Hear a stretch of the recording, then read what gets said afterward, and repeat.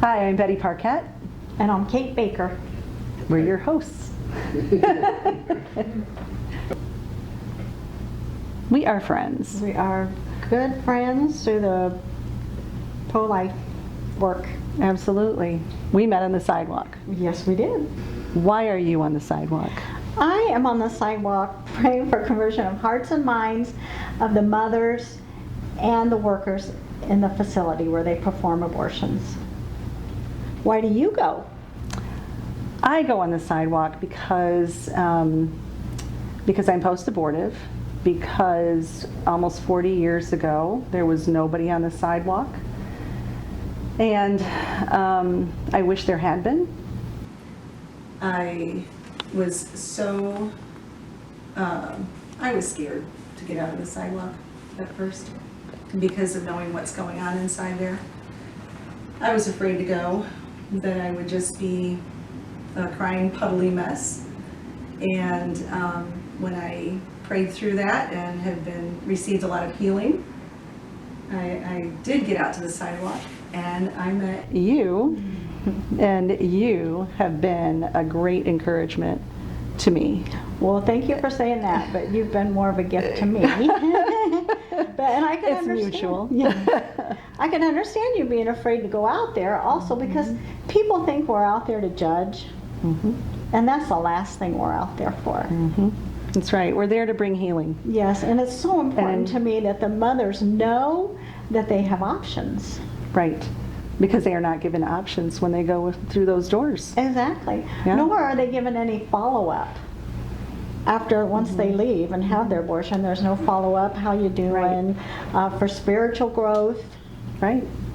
And it's been really interesting, the stories that have occurred, the incidents that have occurred when we are out there together. That's the biggest gift of all, when we have people that want, I mean, everybody wants to talk to Betty, because Betty's sign says, I was in your shoes once, and now I miss my babies. So everybody wants to talk to her.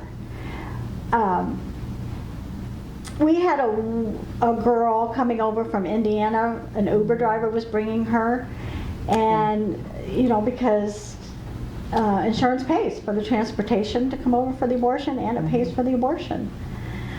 And so on her way over, the Uber driver was trying to talk her out of having the abortion. And She was said- 5 months. 5 months. She was 5 months pregnant.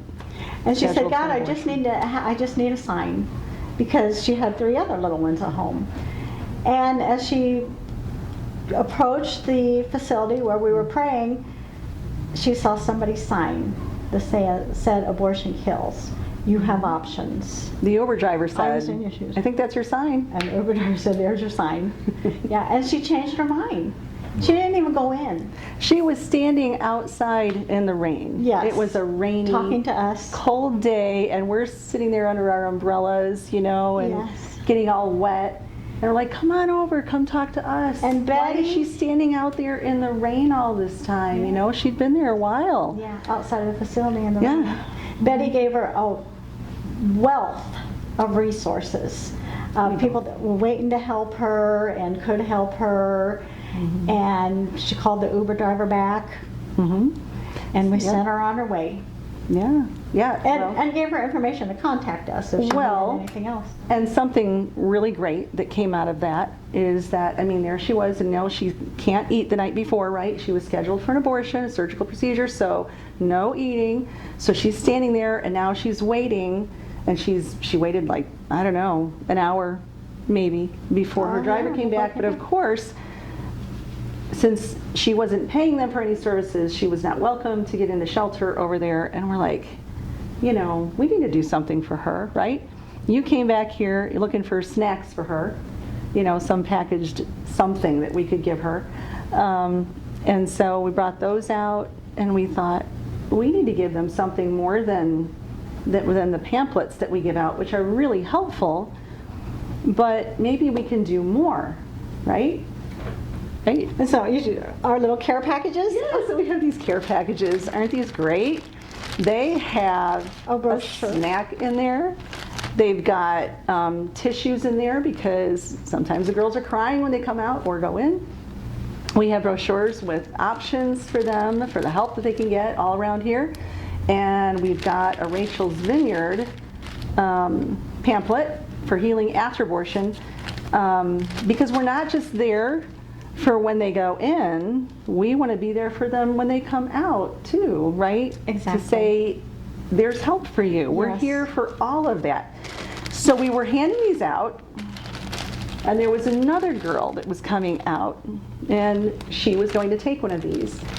And my daughter, Veronica, who I think you will meet later, Veronica had been making these great pink and blue, yours is yellow, light. Yeah. But we have these pink and blue beaded bracelets, and she was, well, she'll tell you more about them. But anyway, she said, Mom, give her one of my bracelets, right? Yes. So we put that quick in the bag and gave it to her.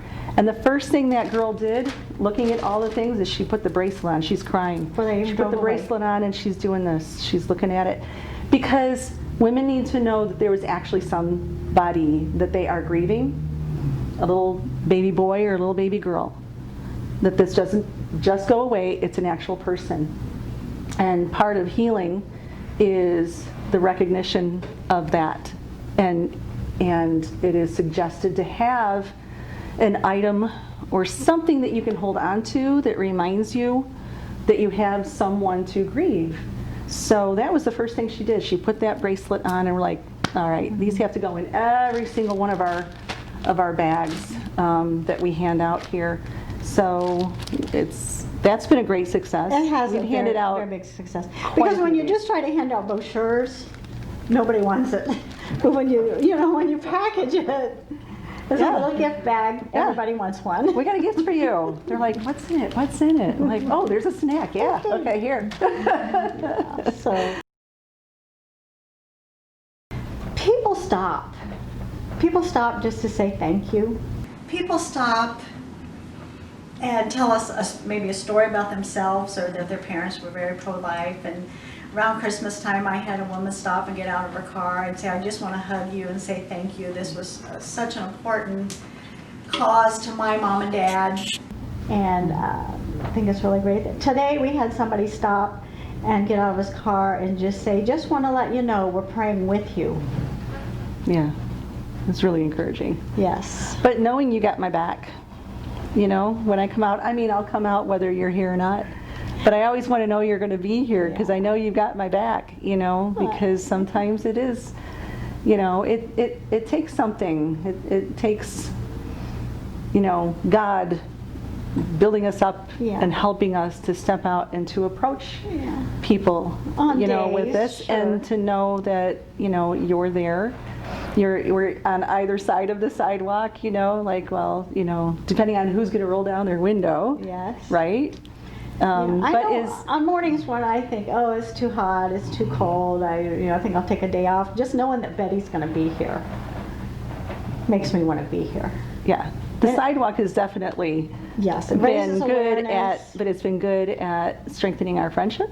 Absolutely. We had a great trip to St. Louis to Yes. help learn more about the pro-life movement and spending more time together like that. We It's had a lot great. of fun. And then we can go when we're done, and we can either go dripping into a restaurant, as we've been out in the rain like today, and warm up together and talk about what we just experienced and our faith and all of that. And even then, sometimes we interact with other people in the restaurant because they Oh, might see yeah. our shirt Yes, yes. advertising what we're doing, Yeah. and strike up a conversation with them, and just it's all good. It is good. Yeah.